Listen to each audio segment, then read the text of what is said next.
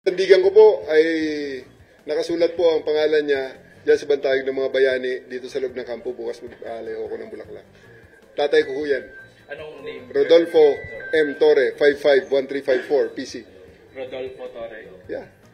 Siya ay First Sergeant ng 456 PC Company sa Coronadal, South Cotabato. Nung noon, ang South Cotabato ay part pa ng Region 11. Kaya andyan ang pangalan niya sa loob ng kampong ito. Are you hoping ba, attorney, na magiging okay na rin ang relationship niyo with Attorney Torion and yung sa mga nakaano natin? Hindi naman kami, I don't like to believe na magkaaway kami ni Attorney Torion. I would like to believe na we're just playing our roles. He played his role, I played my role, and well, it turned out well. And hopefully, RD, no, abali, start na ito ng siguro panibagong partnership natin para ma-develop or mapangalagaan ng Davao. Yeah, of course.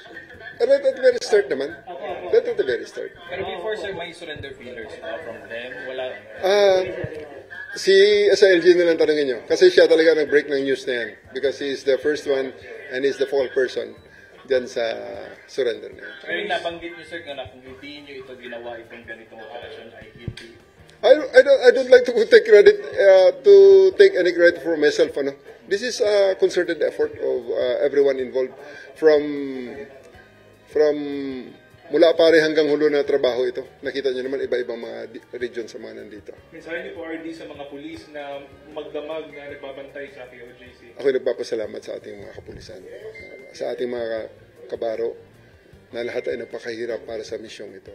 Sana tuloy-tuloy lang ang trabaho, mahalin natin ang trabaho ito at servisyon ito. And let's be proud that we did our job today.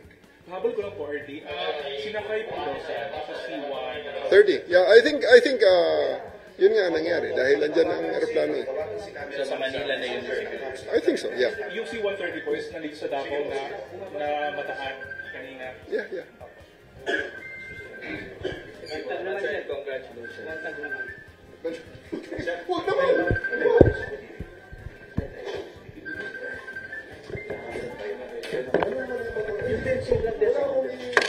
Okay lang.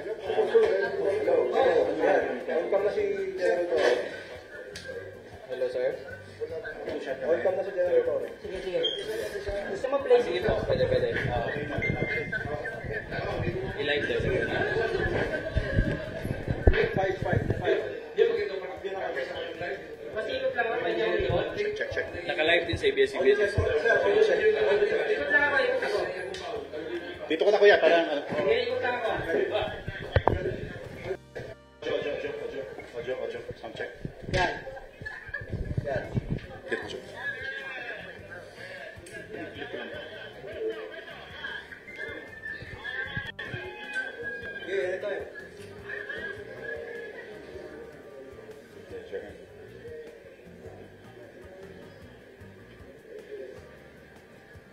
Intro. Sino ang anchor?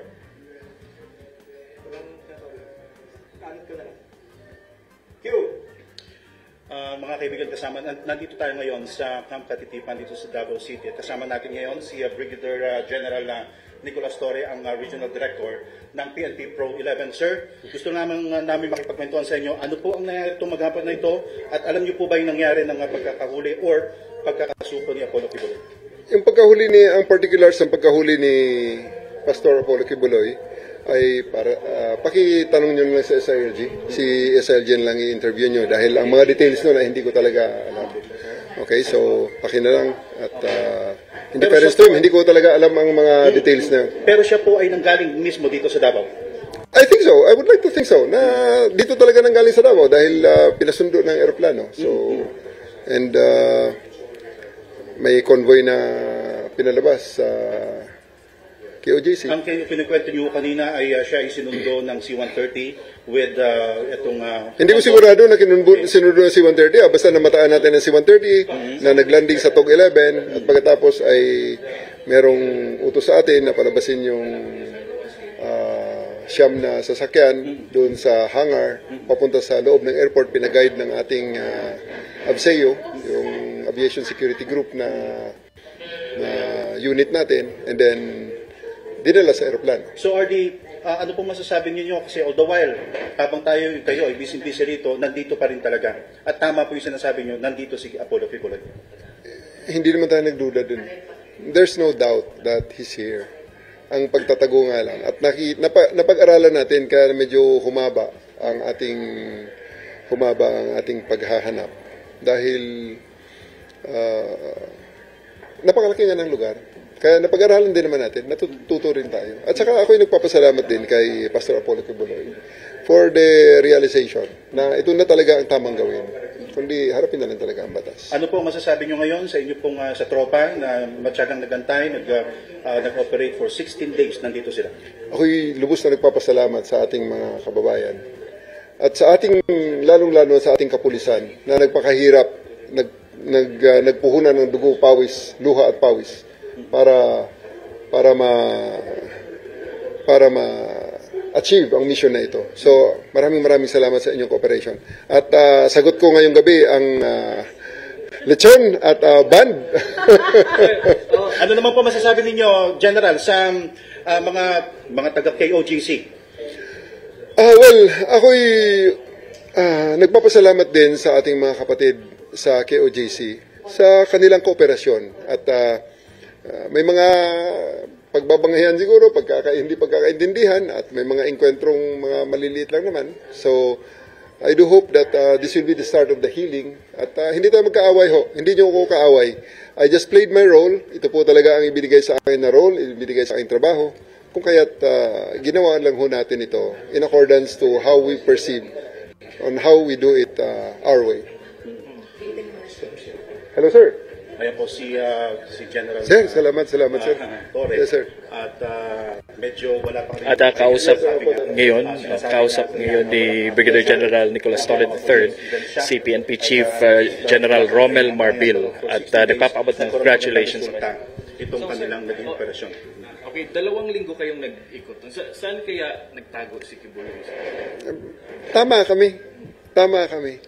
Yung sa presentation ko, tama yun. So, we do think. Yung mga ang mga details I'll just give you sa mga official press statement natin. Okay? So ako'y nagpapasalamat lamang sa inyong pagkakataon sa ibinigay niyo sa akin. I do hope to see you tomorrow kung medyo malinaw na ang mga detalye. Okay? Then ulitin ko lang, sir, kanina, sir, yung 1 p.m. na deployment ng napakaraming pulis, ano sana yung plano ng PNP? Yun na yun. Whether he surrenders or not. Basta yun ang mga detalye natin. Sabihin ko na lang bukas. Okay? Sige. Marami mga boss namin. Papasalamat. Sige. Tuloy na muna tayo. Reaction niya, sir, na nahuli or na... Isa sa big relief. Nakakagaan ng loob. Makakatulog muna tayo. Bawi muna ako ng tulog. Alas 8 na.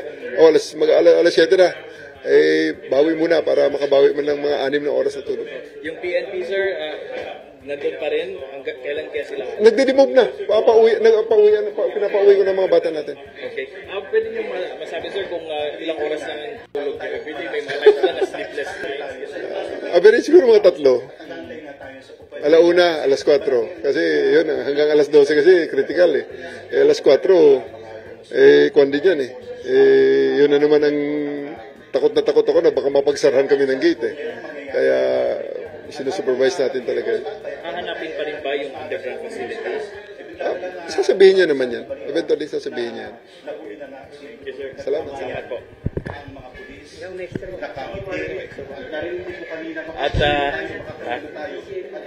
At yan ang sitwasyon dito sa Police Regional Office 11. Nakapanayam natin ang Regional Director ng Police Regional Office 11, si Brigadier General Nicolas Torres III, kung saan sinabi niya kung paano sumuko si Pastor Apollo Kibuloy mula sa kanyang hangar dyan sa Kingdom of Jesus Christ.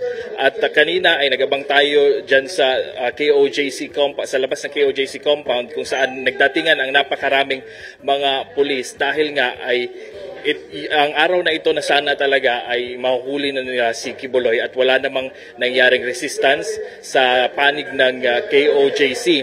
At yan ay bandang alas 6 nitong gabi ay sumuko na si Pastor Apollo Kibuloy at nakatakdang dalhin sa Manila at ipresenta ng DILG at ng PNP. At yan ang ang sitwasyon dito sa PRO 11 kung saan masaya sila dahil nga sa kinuwento kanina ni RD Torre na ilang oras lang yung tulog nila araw-araw, may mga gabing wala silang tulog dahil frustrated na rin sila na mahanap din si Kibuloy doon dahil umabot na nga sa 2 linggo ang paghahanap nila. At yan ang latest dito sa PRO 11.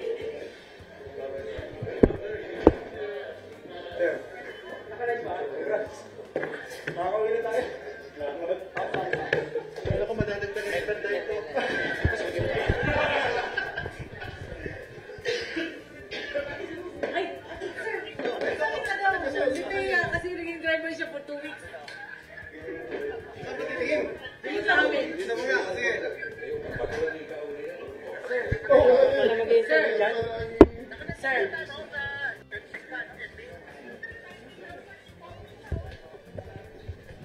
Paano? Tayo magtrabaho na. Boss. Mag-inom tayo. Kalas na?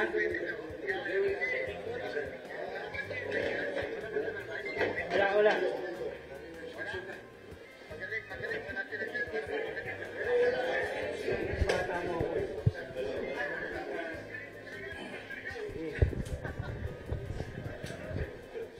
Tawagan mo lang ako pag okay na.